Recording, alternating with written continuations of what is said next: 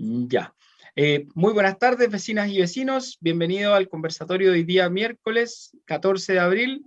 Siendo las 7:30 de la tarde, le damos la bienvenida a Francisca Fernández Droguet, integrante del Movimiento por el Agua y los Territorios, la coordinadora feminista 8M y la cooperativa La Cacerola. Ella es antropóloga y docente y además candidata a la constituyente por el Distrito 10 en la lista de los movimientos sociales, Unidad de Independientes. Muchas gracias, Francisca. Primero que todo, muy buenas tardes. Hola, buenas tardes, Cristóbal. Muy agradecida con la invitación. Justamente quizás una de las mayores disputas que tenemos las candidaturas de los pueblos, de los territorios, de los movimientos sociales, la visibilidad. Así que son estos espacios, las redes sociales, lo que nos permite confluir, conversar, reflexionar. Así que muy agradecida, Cristóbal, y además con el trabajo importante que están haciendo de alcaldía y concejalía, justamente de estas miradas críticas. Sí, Así que muy contenta. como nos decían el otro día en frase de José Martí, estamos en las entrañas del monstruo. Literalmente, y en algunos casos, además, justamente yo creo que tanto la comuna usted como el distrito que yo participo, que es Macul, Providencia, Ñuñoa, Santiago, San Joaquín y La Granja, es la muestra de la desigualdad estructural de este país. Así Sí. que no es poco lo que tenemos que disputar. Entonces, partamos por eso. Justo mencionabas el distrito al cual estás representando. ¿Cómo surge tu candidatura a esta convención constituyente? A ver, eso es como súper importante porque creo que hay una suerte de característica de ingresar con una mirada crítica.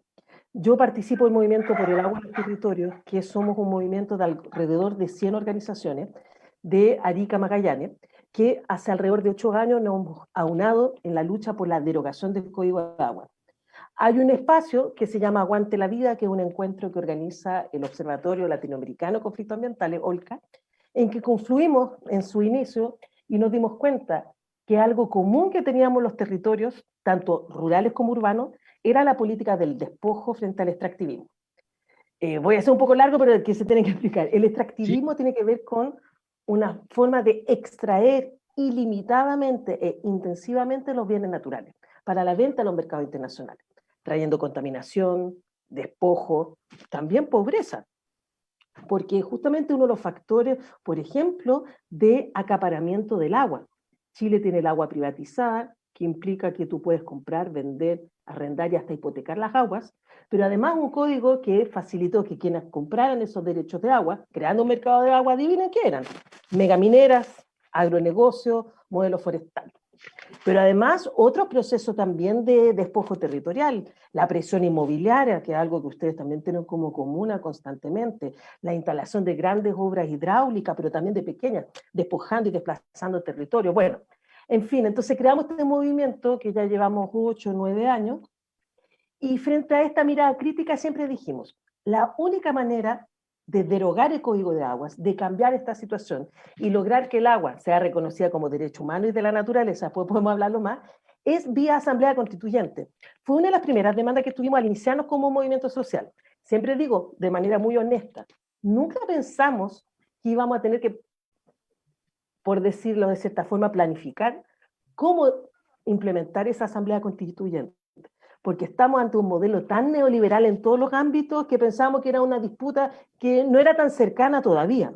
Pero eso fue nuestro primer horizonte. Entonces, para nosotras y nosotros, la revuelta de octubre del 2019 vino a reafirmar todos nuestros procesos de cambio, nuestra lucha anti-extractivista, nuestra lucha contra el agronegocio, la privatización de las aguas, las forestales, la megaminería, pero también la posibilidad, y siempre lo hemos dicho, de construir alternativas, porque no solo somos organizaciones en el marco de conflictos socioambientales, sino también organizaciones en el marco de propuestas, agroecología, huertas urbanas, economías territoriales, cuidados de semillas.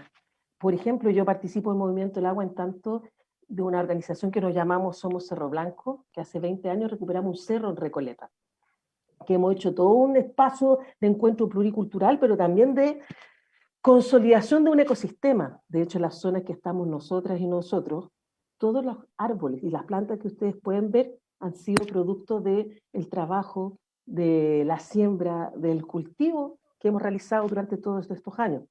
Entonces, frente a eso, no fue sencillo el querer ir a este proceso.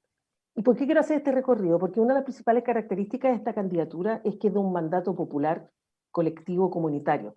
Viene de un proceso reflexivo colectivo del movimiento del agua, que no fue sencillo porque seguimos queriendo, y eso es importante, la Asamblea Constituyente, plurinacional, feminista, socioambiental, y el acuerdo de paz con la ley 21.200 nos coartó y nos estableció barreras. Pero al final igualmente decidimos disputar para incidir y lograr estas transformaciones estructurales. Lo hemos dicho muchas veces, entendiendo que la convención no es la finalidad, sino es parte del proceso de transformación. Porque la convención vamos a ir a disputar los lineamientos, los principios, los derechos que queremos consagrar, pero después de todo el trabajo de cómo eso se refleja en leyes y una nueva institucionalidad, pero además entendiendo que la única y real forma de incidir y transformar las cosas es manteniendo la movilización social. Entonces no son candidaturas sencillas en el sentido que no venimos solamente a disputar lo institucional, sino a seguir profundizando nuestras reivindicaciones, demandas y los procesos territoriales reivindicativos desde la movilización social. Y por otra parte, soy parte de la coordinadora feminista 8 de marzo, en que mujeres disidencias del movimiento por el agua en los territorios conformamos el Comité Socioambiental. Ahí después también podemos hablar, justamente entendiendo que el extractivismo además se ve intensificado en los cuerpos de las mujeres, las niñas, las disidencias. En ese sentido hay una relación entre extractivismo y patriarcado. Bueno, y también desde ahí surge esta candidatura, con este ideario de saltar todos los torniquetes, de instalando también nuestras demandas feministas contra la precarización de nuestras vidas, contra la violencia patriarcal hacia nosotras, las formas de discriminación. Y por otra parte, soy integrante de una cooperativa de abastecimiento popular, Ñuñoa Macul, que surgimos en el marco de la pandemia, para entender que también la transformación es cómo consumimos, cómo distribuimos, y hemos empezado a comprar directamente a proveedores, proveedoras, campesinos, y estamos parte de una red que se llama De Pueblo a Pueblo, que es una red que abastece a distintas asambleas territoriales y cooperativas en la ciudad de Santiago. Así que todas estas son las reflexiones en el fondo de cómo vamos a ir a colocar nuestros temas, entendiendo que ya estamos viviendo un proceso constituyente y que queremos justamente incidir. Pero no está sencillo, porque justamente todavía, o sea, tú mismo lo señalaste anteriormente cuando conversábamos, el tema mediático está tremendo. O sea, tenemos muy pocas posibilidades de estar en espacios, podríamos decir, más de estos medios de comunicación hegemónicos. Hasta el momento logré ser invitada a que se debate en unos minutos en CNN, pero por ejemplo, antes de la convención, constantemente nos invitaban desde el Movimiento por el Agua y los Territorios a hablar sobre cambio climático, a hablar sobre las consecuencias de conflictos socioambientales, pero ahora no existimos. Entonces estamos saltando un torniquete específico que es lo mediático, lo comunicacional. Además tú sabrás, porque nuestras candidaturas independientes tenemos un segundo de la franja. O sea, irrisorio. Claro. Entonces eso, es un mandato colectivo que da cuenta de rutas ya trazadas con demandas y reivindicaciones. En el Movimiento del Agua tenemos un decálogo de gestión comunitaria en las aguas. En la Coordinadora Feminista 8 de marzo llevamos 3 años junto a otras colectividades feministas haciendo un encuentro de las y les que luchan, donde tenemos un programa feminista. Desde la cooperativa tenemos ejercicios de reflexión sobre las economías territoriales, populares, y eso confluye para presentar esta voz colectiva. Y eso es súper importante. Son candidaturas, y soy parte de una lista de movimientos sociales, que he hecho un compañero muy querido, la Coordinadora Nacional de Inmigrantes, estuvo acá, Manuel Hidalgo, que está compuesto por NOMA FP, la Coordinadora Nacional Inmigrante, la Coordinadora Feminista 8 de marzo, el Movimiento por el Agua y los Territorios, un brigadista de salud de la Plaza de la Dignidad, la Defensoría de las y los Trabajadores, la Red de Actrices Chilena y Territorios Constituyentes, una experiencia de asambleas territoriales en el distrito. Distrito, como les digo, absolutamente desigual, que da cuenta de este arraigo del clasismo que está dado en la construcción territorial en Chile. Sí, desde ahí, Francisca, creo que es súper sano escuchar alternativas a esto que nosotros entendemos como neoliberalismo, finalmente. O sea, no es solo decir, ya, hay un sistema que está caducando, tenemos que levantar alternativas de desarrollo que nos permitan seguir viviendo en el planeta. Mencionabas la relación entre el extractivismo y el patriarcado. Si por favor pudieras profundizar en eso, por favor, creo que es algo que, de lo cual por lo menos yo no tenía noción, a pesar de que vivimos en una comuna que tenemos una minera que es gigante y de la cual te vamos a preguntar después. Sí. Lo que pasa es que con algo que se ha conocido como ecofeminismo, aunque a mí no me gusta tanto el término, pero es lo más cercano. Ya dijimos que el extractivismo tenía ciertas características. La extracción ilimitada de los bienes naturales, pero además la apropiación de esas, por ejemplo, el agua, las semillas, pero además el extractivismo, yo siempre lo he dicho, para generar marcos de diferencia. No es lo mismo que extracción, no es que queramos una naturaleza intocada, porque las comunidades humanas hemos vivido permanentemente en interacción con la naturaleza. El problema es la imposición de un modelo que es desde el capitalismo en su faceta hoy neoliberal muy intensificado, de explotar, controlar y dominar la naturaleza. Ahí está el problema del extractivismo, que es intensivo, que genera territorios en sacrificio, que genera economías de enclave, que además muchas veces dicen, bueno, van a generar trabajo y no necesariamente. Muchas veces traen especialistas de afuera, exteriorizan, subcontratan a otras personas de otras localidades, generando o reproduciendo condiciones de pobreza. O no sé si la gente sabe, por ejemplo, que las represas tienen 100 años de durabilidad. ¿Qué pasa con una represa cuando cumple los 100 años?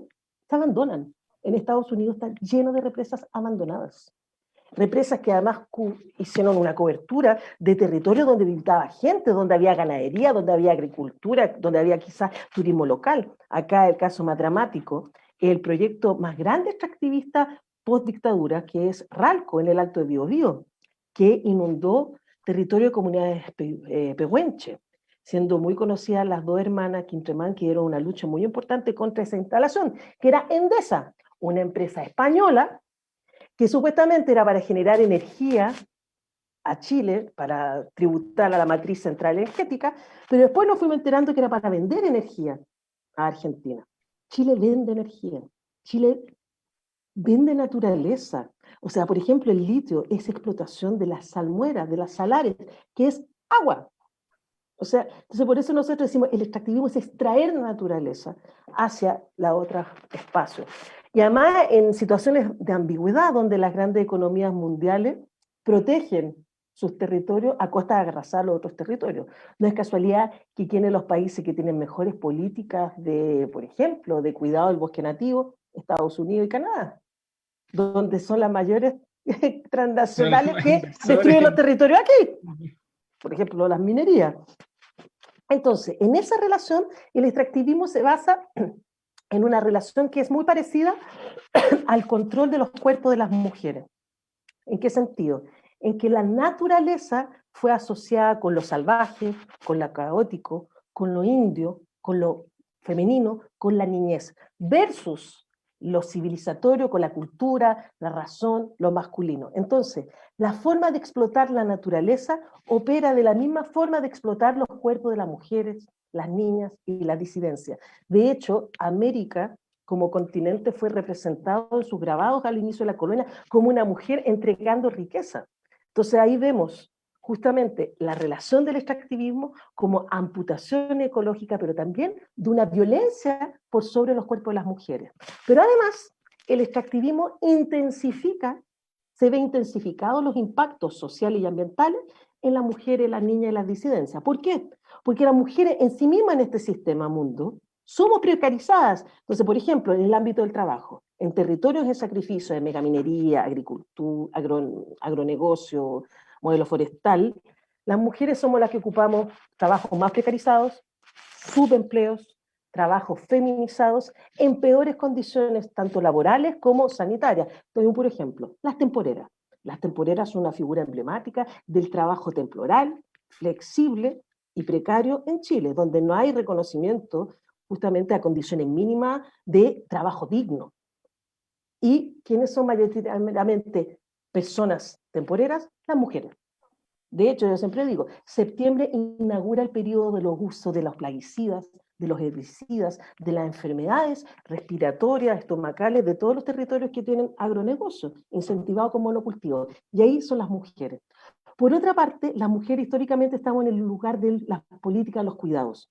Cuidamos la vida y la organizamos en términos de la comida, la casa, la crianza, pero además cuidamos el territorio, cuidamos la huerta, cuidamos los animales.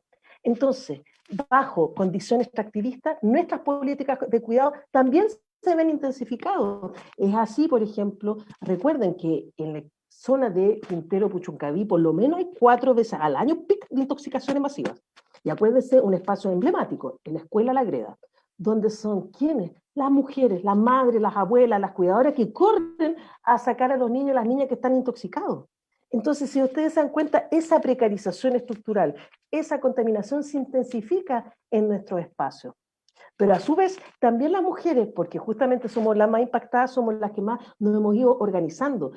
No es casualidad que muchos de los conflictos socioambientales, cuando ustedes vean las dirigencias, las vocerías, son mujeres, que se condice a su vez a la criminalización.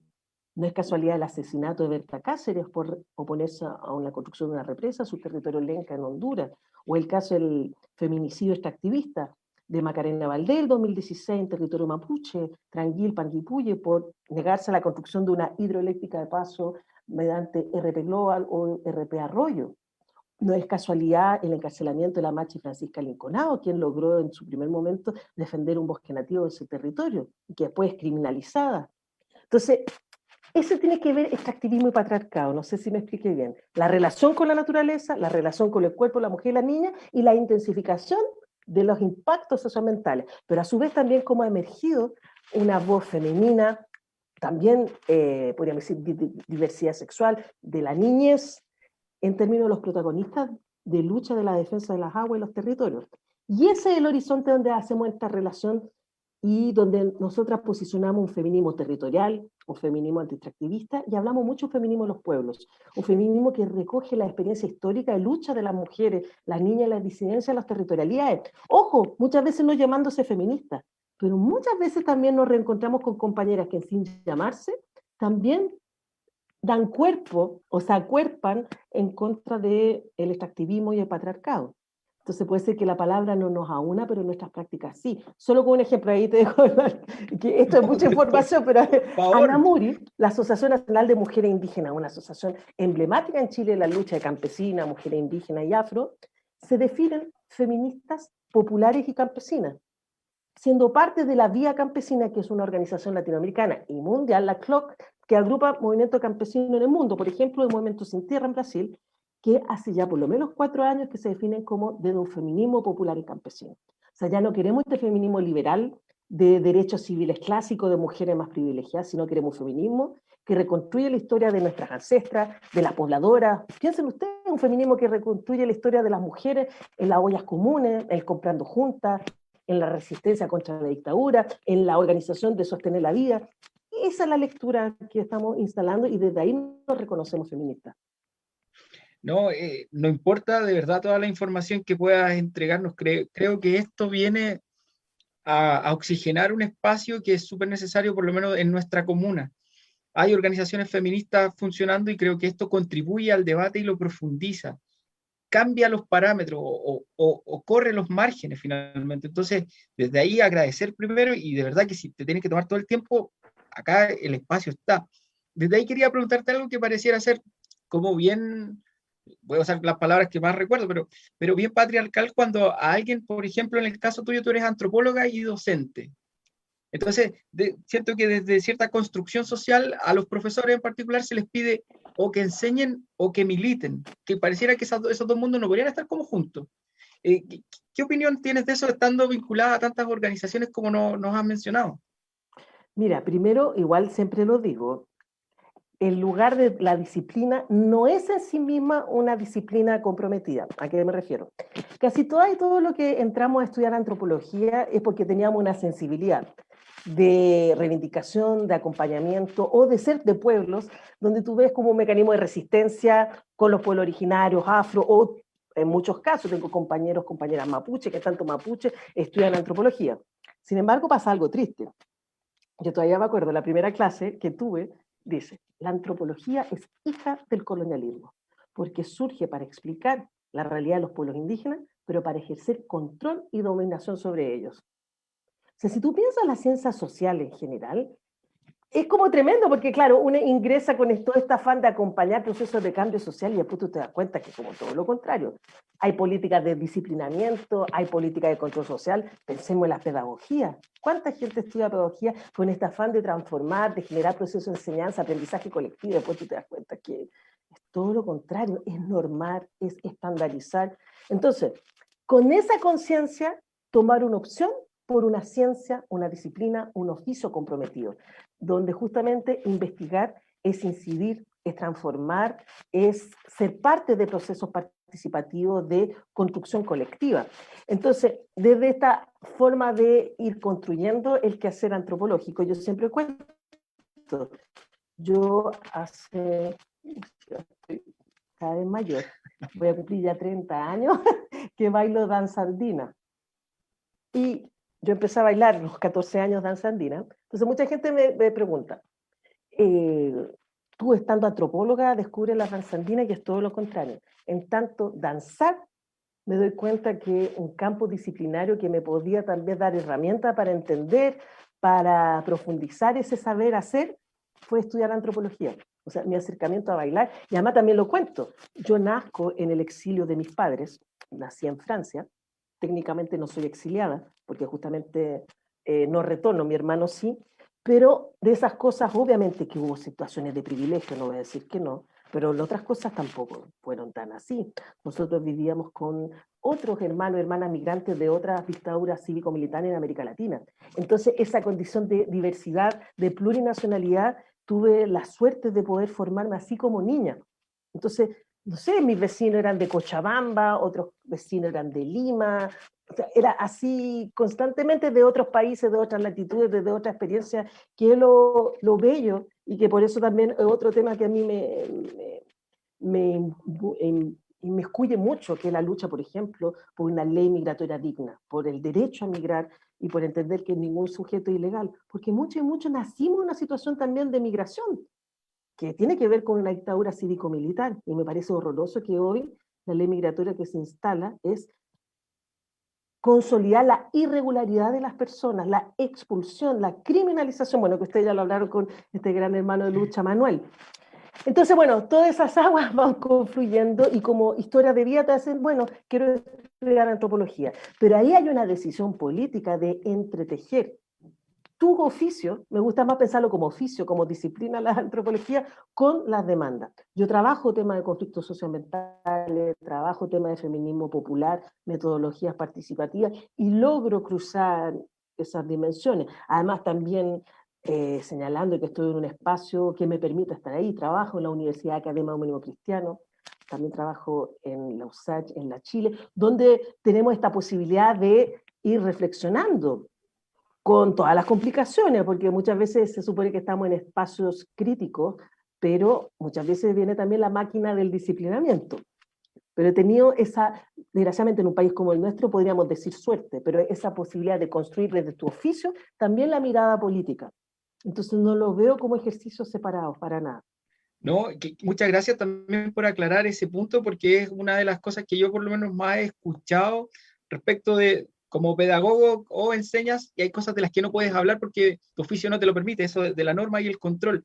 Justo mencionabas que te habías vinculado con la antropología a través del baile. Nos mandan saludos nuestros amigos de Mancasaya, nuestros compañeros ahí te mandan muchos saludos y muchos cariños. Y justo quería preguntarte la otra parte entonces. Eh, ¿Cuál es tu primer acercamiento con el mundo del feminismo? ¿Cómo entraste a ese mundo? ¿Cómo te terminas vinculando en algo que ya pareciera no estar separado de la persona? Sí. ¿Cómo llegaste ahí? ¿Las primeras lecturas? Sí, ¿Primero quizás lo más intelectual? Primero... importante es decir también que uno construye también un feminismo distinto, porque creo que justamente el feminismo que reivindicamos muchas compañeras hoy es este feminismo comunitario, que en Bolivia tiene una frase que amo y siempre lo digo, hasta la comunidad siempre. O sea, acá la transformación que queremos hacer es comunitaria.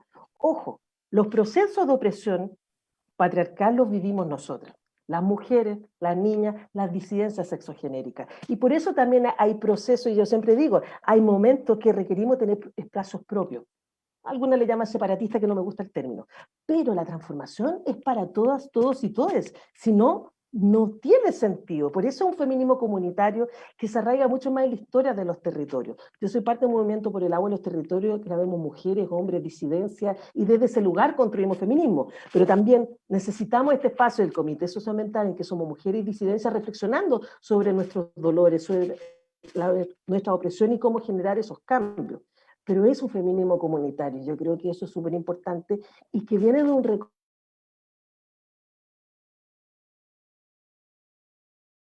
recorrido muy arraigado en Abya en Latinoamérica. También, bueno, tiene unos marcajes. Un mundo, otras visiones, otras parajes. O sea, yo me crié entre medio de gente musulmana, judía, de distintos países, de distintos continentes, de distintos pueblos, culturas, que es parte de esa parte amorosa del exilio, porque obviamente hay una parte del dolor y de la precariedad también. Y mi madre se hace feminista en el exilio, conocer mujeres de otros países, pero en esta reflexión de un feminismo justamente donde tú vas encontrando tu historia de dolor, pero además un feminismo que también identifica el patriarcado con el capitalismo y con las otras opresiones. No es este feminismo liberal o hegemónico que reconoce solamente tu condición de opresora, de oprimida mujer, sino que también ve las otras condiciones, un feminismo de clase, que es fundamental, que además nos diferencia con estas otras feministas, y este feminismo que busca los propios recorridos en tus historias familiares, pero también las luchas de tus abuelas, las ancestras, desde ese lugar. Entonces mi madre al retornar se hace parte de la Casa de la Mujer La Morada, un espacio importante en la dictadura de resistencia, participa también en Mujeres por la Vida. Entonces tengo como una experiencia vital, que de hecho siempre dije, nunca tuve que dominarme desde ese lugar feminista, porque para mí era como sentido común, que sé que no era para la mayoría de la gente, ¿eh? Lo sé perfectamente. Y quizá por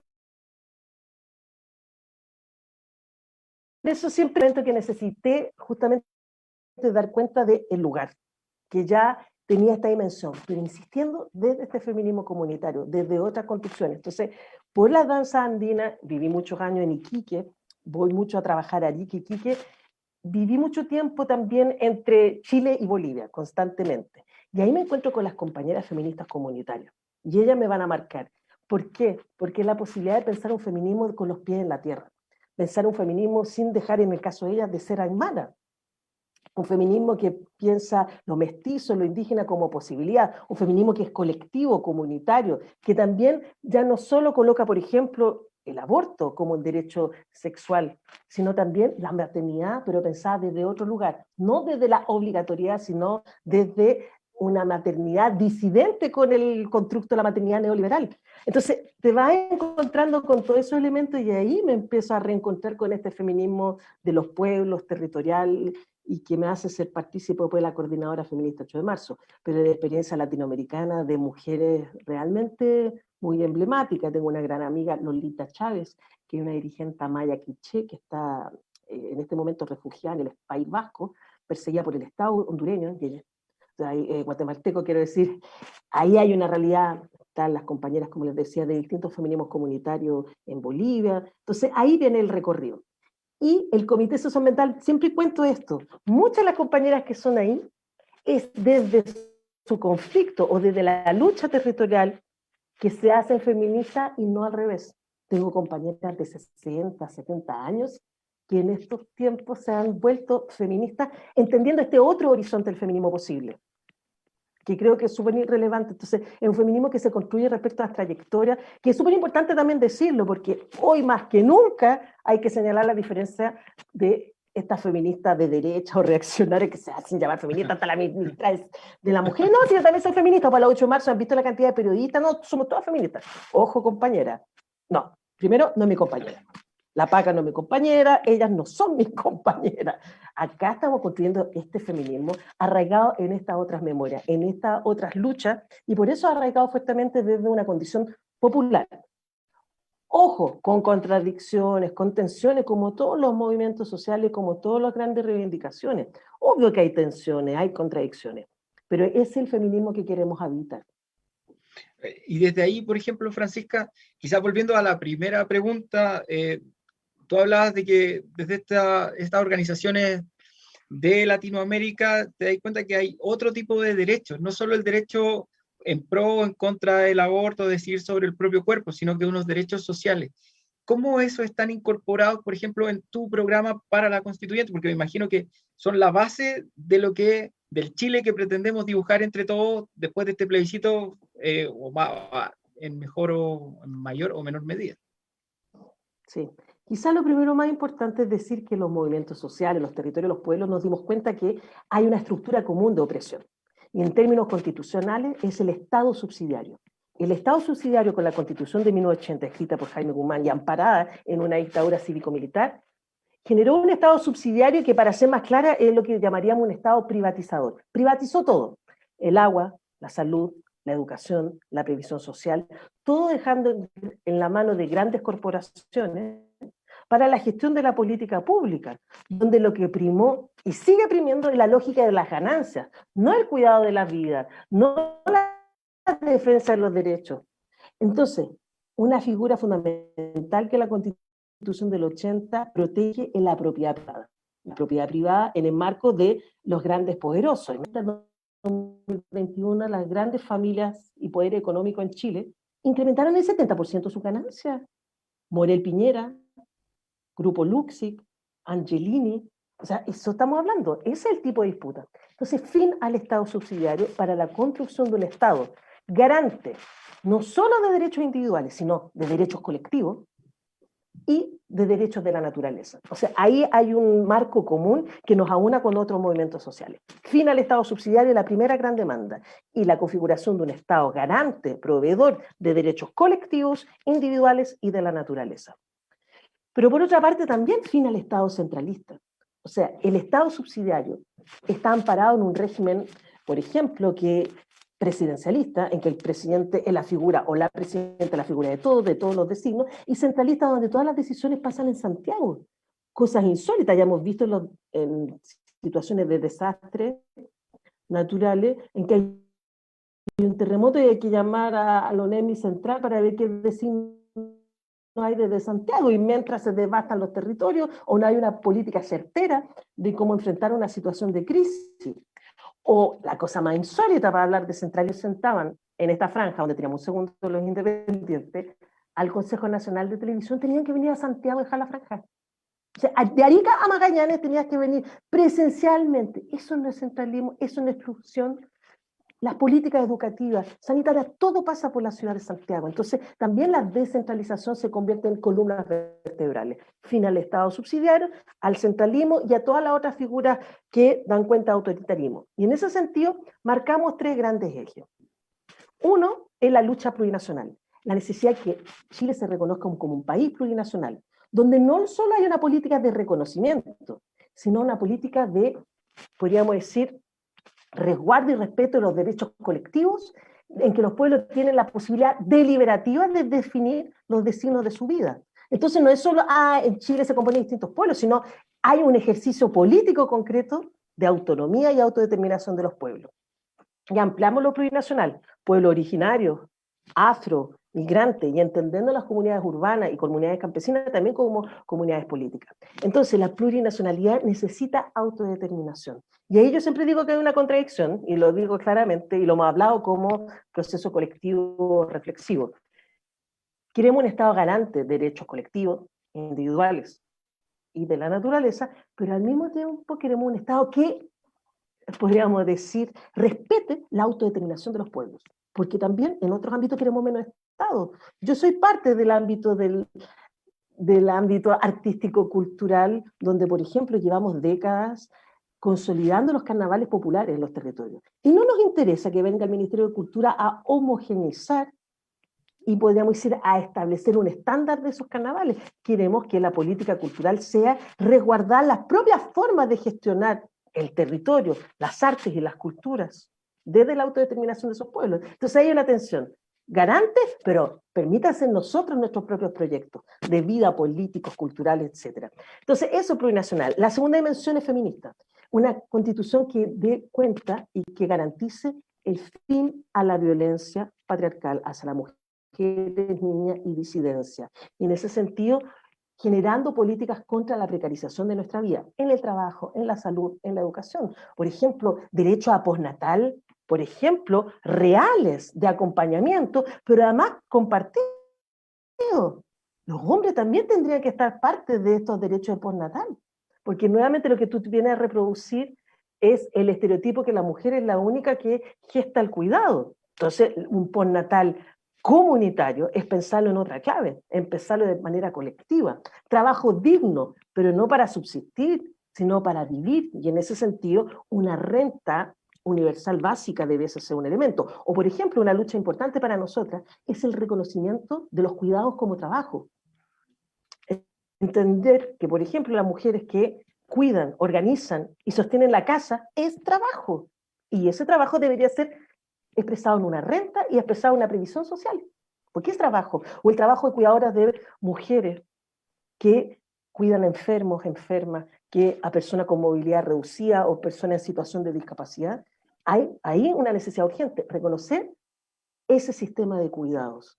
Entonces, por eso te estoy diciendo que es ampliar. Y un tercer elemento del ecoconstituyente es no solo proteger la naturaleza, la protección de los ecosistemas. De hecho, la Constitución chilena, de manera como así, casi panfletaria, porque nada más que dice un país libre de contaminación, no dice nada más. No sirve proteger hoy, sino implica cambiar la lógica de cómo producimos, consumimos y generamos energía. Por eso nosotros decimos derechos de la naturaleza, para una transición más allá del extractivismo que implica un cambio de matriz productiva, energética y consumo. Entendiendo que hay pasos, no vamos a cerrar la minería, pero sí debiésemos cerrar la megaminería, la de tajo abierto, la que genera más contaminaciones, que le aseguro que no es casualidad. ¿Dónde se hace minería de tajo abierto? En los países coloniales, porque es la peor minería de todas. Entonces queremos transitar. Si se aplicaran los tratados internacionales de emisión de gases, de dióxido de carbono y otros gases tóxicos, mañana cierra ventana. O sea, ya las termoeléctricas que van a cerrar, pero de aquí al 2000 hay un plan de 20 a 30 años y los territorios van a estar devastados. Entonces, es cambiar esa matriz, pero también entender que somos naturaleza y que la naturaleza en sí misma tiene derechos intrínsecos, porque somos parte de esa interrelación. Entonces, hablamos, por ejemplo, de derogar el Código de Agua, pero reconocerlo como derecho humano y de la naturaleza. Hablamos de gestión comunitaria de las aguas, que se reconozca la gestión por cuenca y subcuenca, que la forma como se organizan los territorios. Las aguas fluyen de la cordillera al mar, comunidades urbanas y rurales, reconocer distintos cuerpos de agua, que no solo son los ríos, las lagunas, sino también los mares, las sanitarias también son cuerpos de agua, los glaciares, los bofedales, también hablamos de soberanía alimentaria, cómo transitar hacia la agroecología y el cuidado de semillas. Y todo en el marco de consolidar economías territoriales locales. Porque entendemos que acá la gran disputa contra el capitalismo es que el capitalismo genera grandes brechas y cadenas de producción expansivas, generando huellas hídricas, huellas ecológicas. ¿Y cómo nosotras nos organizamos frente a eso? Economías territoriales. Siempre decimos, en muchos casos, retornar a prácticas que eran anteriores, o reconversión productiva laboral. Siempre doy el mismo ejemplo de Quintero Puchuncaví. Antes de Ventana, en los años 50, había agricultura familiar, había ganadería tradicional, había pesca artesanal y había turismo local. Había otra posibilidad e inventaron que la minería era el único espacio posible de producir y que iba a generar ganancias. Y lo único que ha generado es pobreza, destrucción y enfermedad. Entonces, todo eso son más o menos los horizontes, que vuelvo a insistir, no es una propuesta individual, sino de procesos reflexivos que llevamos años, los movimientos sociales. Y por eso hemos dicho, nosotros no vamos con una hoja en blanco a la convención, vamos con propuestas que hemos ido construyendo al calor de las luchas y las revueltas, y también otras que han ido emergiendo al calor de la propia revuelta del 2019. Entonces, son esas aguas que confluyen y que hoy nos hacen querer estar en la convención y disputar. Que se nos viene difícil, chuta que se nos viene difícil. Claro, o sea, desde ahí, por ejemplo, compartir la reflexión que por lo menos el más conocido de todos, o el que más conozco yo, que es de Rick Jensen, en su libro Endgame, él dice que ninguna comunidad, si no es sustentable, se puede mantener en el tiempo. Entonces, establece que todos los núcleos humanos deberían ser autosuficientes. Justo estaba hablando del pilar ecoconstituyente de tu propuesta, bueno, no de tú, porque ya cachamos, o sea, es evidente que no es tuya, pero para efectos de la conversación. Sí, sí. Ecoconstituyente en la convención constituyente de mayo próximo. Desde ahí preguntarte, porque creo que cae de cajón por la comuna en la cual nosotros vivimos. ¿cómo ves tú el rol de la megaminería? Por ejemplo, nosotros la tenemos acá en el patio de atrás, estamos con Anglo American, que lamentablemente tiene una relación bastante incestuosa con la política. Ha logrado torcer Sí. ciertas determinaciones y finalmente termina perjudicando, creo yo, todo lo que queda desde donde sale el río hasta abajo. O sea, tampoco podemos negar eso, no somos los únicos afectados. Sin embargo, somos nosotros quienes tenemos en el patio trasero de los Barnechea Anglo American. Desde ahí, comentarte que esta semana salió a través de, más que nada en Twitter, yo solo lo he visto ahí, no lo he visto en ningún otro diario ni alternativo, y mucho menos del duopolio del Mercurio y la Tercera, lo que se está haciendo en el camino al Cerro del Plomo. Se pretende construir Sí. un santuario, sin embargo, al parecer hay otros intereses detrás que todavía no han sido develados. ¿Qué Ya. opinión te merece eso? A ver, quizás lo más complejo de la lógica de la megaminería, que la forma de consolidar no es solo a través del extractivismo y la explotación, sino de financiar políticas sociales para decir, mire, la idea cercana a Aymara, por ejemplo, donde la minera Coyahuasi o Cerro Colorado es la misma que devasta el territorio, es la que devasta el bofedal, es la que seca los salares, pero al mismo tiempo es la que financia la sede, la junta vecinal, la que financia prácticas profesionales. O sea, con esa tensión, y obviamente en territorios empobrecidos en que muchas veces lo único que pueden hacer es aceptar ese tipo de política, con toda esa tensiones. Entonces, hay experiencias bien interesantes en comunidades aymaras que por una parte tienen demandada a la minera, pero por otro lado siguen recibiendo esas inversiones porque es la única forma que tienen de subsistir. Entonces, no es sencillo, no quisiera tampoco volver a satanizar a las comunidades que finalmente también reciben esta migaja, porque literalmente es migaja, a costa de la devastación territorial, pero muchas veces no le dan otra posibilidad. Entonces, Anglo American es una columna vertebral de la lógica del despojo y de la megaminería. De hecho, la experiencia que ustedes tienen, la minera Los Bronces, que es Tajo Abierto. La megaminería de Tajo Abierto hoy en el mundo está transitando a estar prohibido. Y no es casualidad que en continentes y en países como el nuestro no lo esté. Y además, ¿por qué Anglo American acá tiene experiencia en todas partes, el norte, el centro, el sur de Chile? Porque tenemos un modelo neoliberal que viene a reafirmar, vengan acá a despojarnos que no les va a pasar nada, porque tenemos flexibilización en todo tipo de leyes. No tenemos leyes reales de regulación, de protección de la naturaleza, del medio ambiente, y ni menos tenemos leyes de protección del trabajo. Entonces, ¿cuál es el problema? Es que la lógica de esta minera es enclaves territoriales. Genera un tipo de enclave que empieza a generar una suerte de interdependencia de este elemento. De hecho, Anglo American tiene un programa de educación ambiental en Lo Barnechea, en que invita a niños, a niñas a conocer la cordillera de los Andes. Y tú dices, bueno, pues esos son los mismos agentes que están destruyendo la cordillera, con una intensidad en la producción de cobre y molibdeno, en el caso de ustedes, y que además hacer el Tajo Abierto implica grandes índices de polución, contaminación aérea. Pero por otra parte, también entremezclándose con otros espacios de supuesta defensa de la cordillera. Existe una mal llamada Fundación Santuario de Altura, porque mal llamada porque hay otras experiencias de Santuario de Altura maravillosas, pero Fundación Santuario de Altura que dijo que quería construir un camino, o sea, y además lo hicieron, no que dijo, lo hicieron, Lo que quisieran. para la piedra numeral, justamente la idea de convertir un santuario con un refugio para el ascenso al Cerro El Plomo. Adivinen quién es parte del financiamiento de la fundación. Anglo American.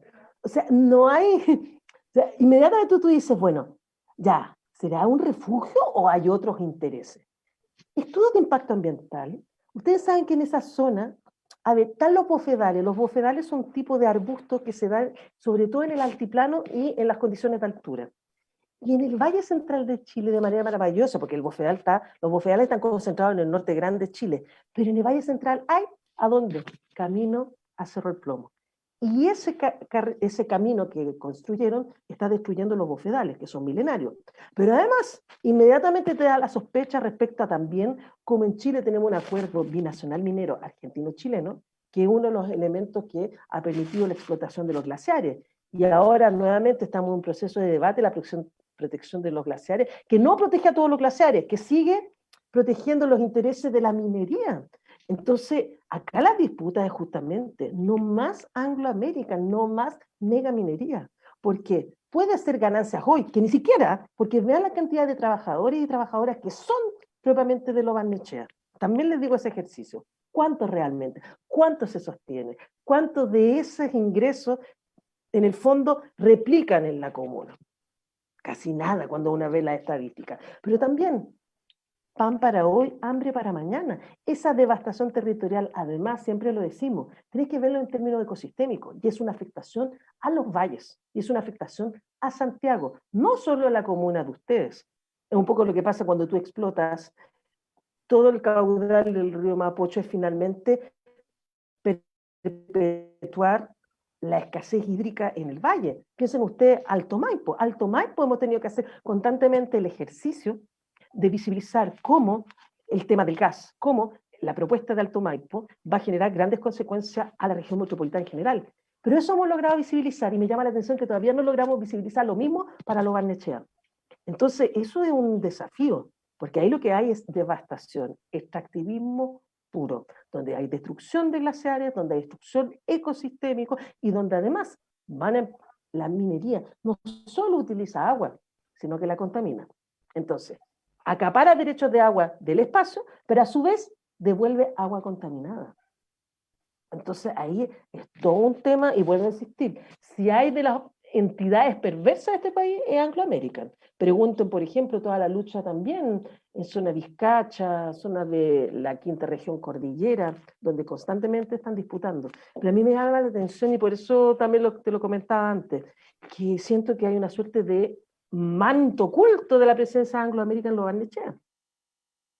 O sea, por ejemplo, ahí comentarte un par de datos. El primero es que, según la misma Comisión de Minería de la Cámara de Diputados, el caudal del río Mapocho, cuando se divide del río San Francisco, que es cerca del kilómetro 12 o 14 del camino a Farellones, deberían pasar 354 litros por segundo. Y todos quienes vivimos en Barnechea sabemos que ahí no pasan 354 litros, porque cada vez hay menos agua en el río.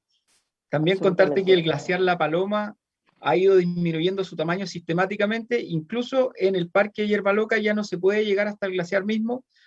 Todo esto dijeron que era por un derrumbe, pero justo coincide con ciertas detonaciones. Siempre dicen lo mismo, el tema de los derrumbes, como si los derrumbes se eran de manera así inmediata. Los derrumbes también son parte de la destrucción de las napas subterráneas que se están dando con grandes explotaciones que hicieron que, por ejemplo, una parte, ya para este otro lado, que se desmembrara una parte del glaciar El Morado, explotaciones vinculadas al Alto Maipo. O sea, ahí estamos hablando de todo este engranaje que hay.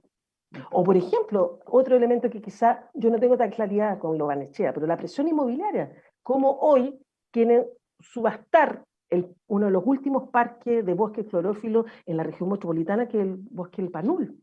Yo imagino que también hay situaciones así de mucha complejidad, o cómo quieren incentivar la lógica de privatización de los parques nacionales. Siempre está ese riesgo, esa instalación de querer generar concesiones a privados porque supuestamente van a cuidar mejor el espacio. Piensen en tasas, las 7 tasas, todo cuando se privatiza se despoja, porque no es lo que prima el cuidado, sino la ganancia. Y siempre va a ser así. Desde ahí, por ejemplo, también, bueno, nuestras vecinas y vecinos lo conocen, quizás es una de las, no sé si es positivo, que ni siquiera cabe el adjetivo, pero la mayoría de las piscinas de relave y el material que sale de la minería se guarda en el lado de Colina, no en el lado de Barnechea, porque acá habitan también, aquí, esta es la comuna donde vive el 1%, entonces, ¿cómo les vamos a tener esas cuestiones en la parte de atrás de su comuna? Y desde ahí también, hace un rato decías que en Quintero, Ventana y Puchuncaví tenían un turismo, otro tipo de actividades, y recordar que, por ejemplo, creo que es en la comuna de Tiltil, si es que no me equivoco, ¿en qué comuna está? El pueblo Pero Huertos Familiares, donde también. está Hay uno de un los pueblo que proyectos se más llama horrorosos, Huertos el proyecto Familiares. Ciclo, que está instalado en esa zona. Entonces, desde ahí nosotros como vecinos y vecinas, les digo a todos, bueno, a través de esta conversación también, que no podemos descuidar ser sensores de algún modo de este tipo de economía, porque finalmente nos están despojando, como has dicho tú a lo largo de la conversación, Y de todo despojando eso memoria, que... historias locales, piensen ustedes en lo Barnechea, la experiencia del arriaraje, de los arrieros, es una dimensión importantísima de las memorias y de las identidades locales. O sea, lo Barnechea tiene esa riqueza que todavía tú puedes ver, esas contradicciones de la gran ciudad, de la gran acumulación de riqueza, pero también de la organización poblacional, pero también de la presencia de campesinos y campesinas.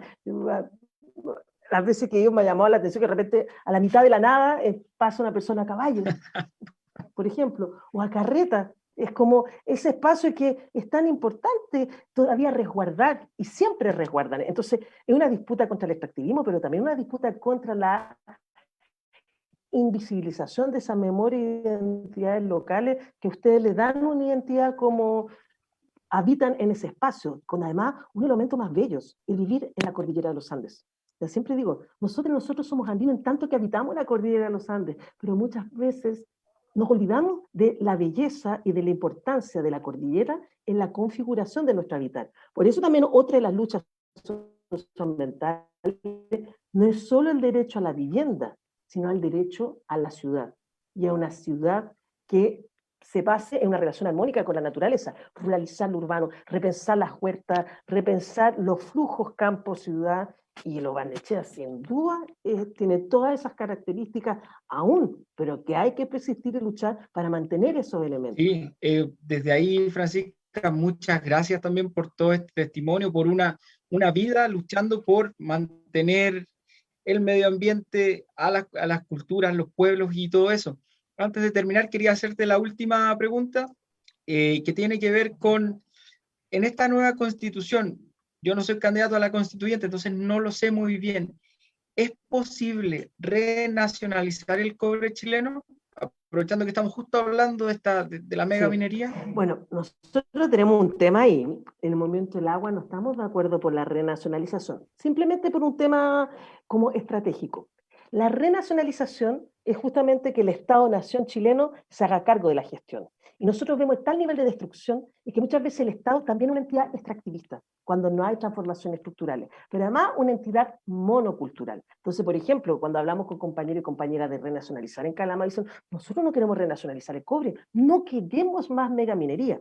Sin embargo, entendemos que hay etapas en este proceso. Ahí tenemos diferencia, Manuel u otros compañeros tienen otra visión, pero en Movimiento del Agua nos gusta hablar de la gestión comunitaria y hablar de extractivismo indispensable. Fin a la megaminería y sí una minería indispensable para generar tecnología, para generar los productos que nos permiten sostener y seguir organizando la vida. Entonces, vemos un riesgo. Sin duda, ¿qué es lo que se debate en la convención? Son los principios, los lineamientos y los derechos. Entonces, tú perfectamente puedes colocar como derecho consagrado la gestión comunitaria y la protección de la naturaleza, que derive a su vez también a una dimensión a consagrar, la soberanía de los pueblos, la soberanía territorial, la soberanía energética, y además también como principio la estructuración territorial, que esa soberanía territorial esté dada por la toma de decisiones, por ejemplo, del ordenamiento territorial que hagamos. Entonces, todo el debate respecto a la minería, todo el debate respecto a la gestión, se puede instalar, pero ¿cuál es el tema? Y lo hablamos al principio. Eso va a recaer luego cuando seamos capaces de generar leyes y generar nueva institucionalidad. Entonces, ¿cómo generamos una ley que finalmente permita transitar a que la megaminería termine, que pública de la minería indispensable, en términos de transición post-extractivista, no va a ser sencillo? Y eso es consecuencia del debate constitucional. Yo alguna vez se lo digo, no podemos poner todo en la Constitución. Principios, lineamientos y derechos consagrados. Y después de eso viene el debate cómo esos derechos consagrados se reflejan en leyes y no en institucionalidad, porque si no nos puede pasar en algunos países, como en Ecuador, que consagraron maravillas pero no crearon nueva institucionalidad. Entonces ahí queda. Entonces, claro, ahí tenemos un debate quizás de diferencia, no nos gusta hablar de renacionalización, nos gusta hablar de soberanía, nos gusta hablar de gestión comunitaria, por este resguardo que en el Estado, porque el Estado también puede ser una entidad extractivista, ya lo hemos visto en otras experiencias. Pero todos estos debates son fundamentales y se tienen que dar y ya se están dando y en la convención. Pero vuelvo a insistir, no va a ser fácil bajo una figura del 2/3. Piensa tú, queremos derogar el Código de Agua. ¿Qué vamos a hacer? Por eso lo más importante va a ser el día 1, la reglamentación, cómo logramos generar deliberación en el espacio de la convención. Y por eso el llamado, ya que estamos terminando, es también a votar por esta experiencia, porque la única forma que vamos a tener de disputar es estar ahí presente. Entonces, la revuelta situó la necesidad de una asamblea constituyente, una nueva constitución. No es asamblea constituyente lo que hay, tenemos claridad. Tenemos claridad las barreras, las trampas, absolutamente. Pero también tenemos la claridad de lo que queremos es justamente construir una política de incidencia donde derechos se consagren. Y entendiendo que el ejercicio político es la cotidianidad, en la institucionalidad, pero también en la movilización social. 78% votó por el apruebo, y espero que ese mismo 78% sea el que finalmente vote por estas apuestas colectivas de movimientos sociales, de pueblo y territorio, porque si no, vamos a seguir perpetuando lo mismo. Quienes han despojado, quienes han sido parte de la política precarizadora de estos últimos 30, 47 años, van a estar escribiendo esta nueva constitución nuevamente. Claro. Con Nelson Torres en los controles. Hoy día estuvimos con Francisca Fernández Droguet, integrante del Movimiento por el Agua y los Territorios, la coordinadora feminista 8M, la cooperativa La Cacerola, antropóloga y docente, y también candidata constituyente al Distrito 10 en la lista de los movimientos sociales. Solo decir que soy ZL52, tengo que hacer el ejercicio. No, por favor. ZL, ahora yo digo como ejercicio memotécnico, Zapatista de Liberación 5,27. Hago todo ejercicio memotecnia, porque, ojo, no se olvide, gente querida, cuando ustedes van a votar le van a pasar un mapa, se van a tener que abrir un mapa, y estamos, me encanta decirlo, abajo y a la izquierda. Ahí nos pueden encontrar. No podría haber estado en otro lugar. Si quieres repetir de nuevo el número. Lista Movimientos Sociales, ZL, Lista Movimientos Sociales, Unidad Independiente. Y en mi caso, 52, Francisca Fernández Droguet. Y Cristóbal, lo mismo, espero que también seas parte de la alcaldía de Lo Barnechea para realmente construir una política de vecindad local desde los pueblos, desde las luchas y las reivindicaciones que llevamos décadas. Muchas gracias. Cristóbal Rodríguez. El XY251. Oye, las letras además dan cuenta del mapa que van a tener que abrir. Pues. Si con solo las letras ustedes se pueden dar cuenta de lo grande que van a ser. Sí, y bueno, ahí recordarle a nuestras vecinas y vecinos que nos pueden seguir a través del Facebook, el Instagram y el Twitter, y que esta charla o esta conversación va a ser subida en nuestro canal de YouTube a la brevedad. Y de nuevo, reiterar las gracias, Francisca, un placer, y ojalá nos podamos encontrar después que pase la pandemia acá en Barnechea.